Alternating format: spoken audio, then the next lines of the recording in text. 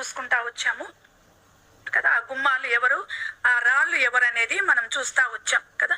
ఆ సజీవమైన రాళ్ళుగా దేవుడు మనల్ని చేసి దేవుని కొరకు మనము నిలబడాలని, దేవుని చిత్తము మన ద్వారా జరిగించబడాలనేదే ప్రభు యొక్క కోరిక. ఈ సమయంలో మనం చేయాల్సింది ఏంటిదంటే, కాల్చబడిన చెత్తను, కుప్పలుగా పడిన రాళ్లను మరలా బలమైనవిగా చేయుదురా. మనము బలమైనవిగా చేయగలం. ఎట్లా అంటే దేవునికి సమస్తము సాధ్యమే.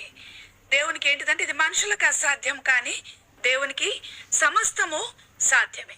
కాబట్టి దేవుని చిత్తము మన ద్వారా నెరవేర్చబడటానికి కొరకు మనము పూనుకున్నప్పుడు మన ద్వారా దేవుడు తన చిత్తాన్ని నెరవేర్చాలనేదే ప్రభు యొక్క కోరిక.